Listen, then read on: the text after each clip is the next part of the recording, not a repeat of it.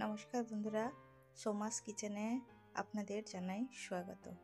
আজকে আমি বানিয়ে দেখাবো চিড়ে আর টমেটো দিয়ে একটা টেস্টি ব্রেকফাস্ট রেসিপি।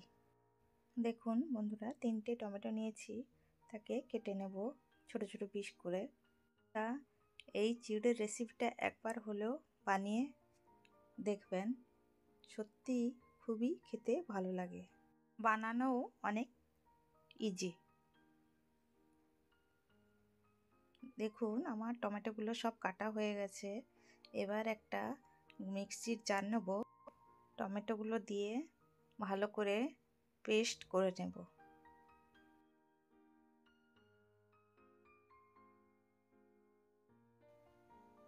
পেস্ট হয়ে গেছে দেখুন। এবার এটাকে আমি এক সাইডে রেখে দেব। তারপর একটা বাটি নেব, তাতে 3 কাপ চিড়ে নেব। জল দিয়ে ভালো করে পরিষ্কার করে ধুয়ে নিতে হবে। বেশিক্ষণ জলে ভেজানো চলবে না, সঙ্গে সঙ্গে একটা বড় ছাঁকনিতে ছেঁকে নিতে হবে। দেখুন আমার ধোয়া হয়ে গেছে।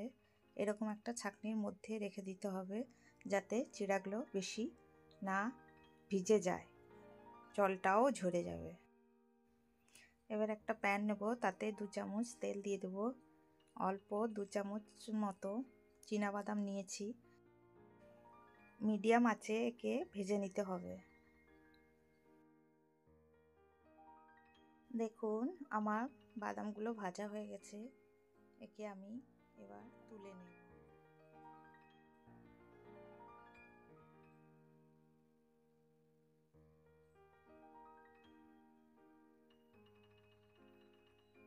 আর 1 চামচ তেল দিয়ে দেব, তার মধ্যে দেব 1 চামচ বিরির ডাল আর 1 চামচ ছোলার ডাল। হালকা করে ভেজে নিতে হবে। দেখুন ভাজা হয়ে গেছে। এরপর দিয়ে দেব 1 চামচ জিরে, শুকনো লঙ্কা আর একটু হিং দিয়ে দেব। হালকা করে ভেজে নেব। তারপর দিয়ে দেব অল্প কিছু কারি পাতা।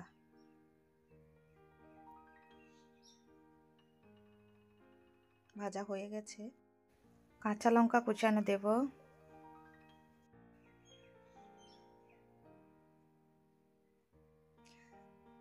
এক চামচ আদা গ্রেট করে রেখেছিলাম, সেটা দিয়ে দেব।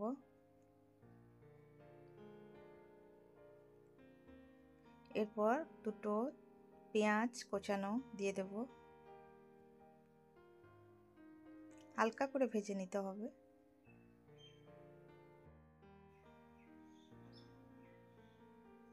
ভাজা হয়ে গেছে। আলু কোচানো দেব, গাজর কুচি দিয়ে দেব, ক্যাপসিকাম কোচানো দেব। আপনাদের মন পছন্দ যে কোনো সবজি দিতে পারেন। আমি অল্প একটু গ্রিন মটর দিয়ে দেব। ভালো করে মিশিয়ে নেব।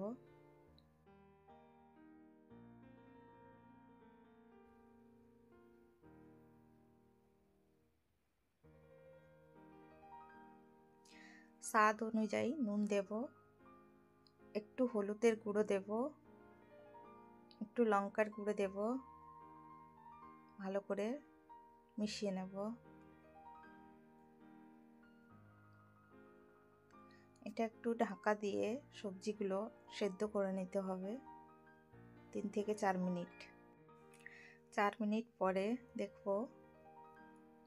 দেখুন সবজিটা মোটামুটি কুক হয়ে গেছে।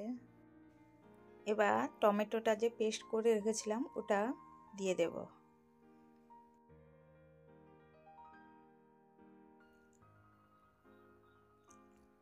মিক্স করে নেব।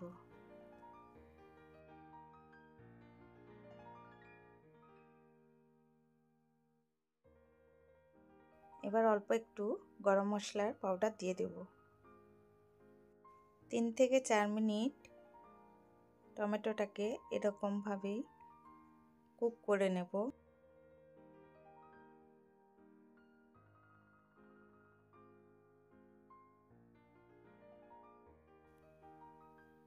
টমেটোর জলটা শুকিয়ে গেলেই তার মানে কুক হয়ে গেছে।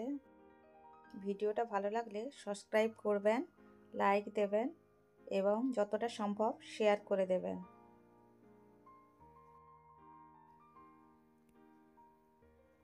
দেখুন চিড়েটা যে জল ঝরিয়ে রেখেছিলাম কত ঝরঝরে হয়েছে, দেখুন একটার গায়ে একটা লেগে যায়নি। এবার সব চিড়েগুলো দিয়ে দেব।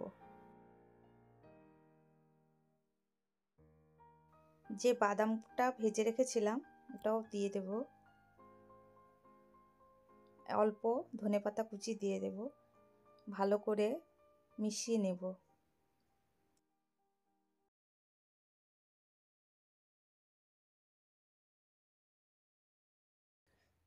দেখুন ভালো করে মেশানো হয়ে গেছে।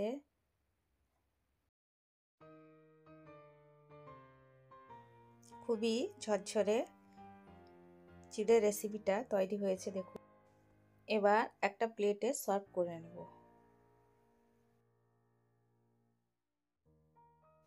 টমেটো চিড়ের রেসিপিটা কেমন লাগলো বন্ধুরা কমেন্ট করে জানাবেন।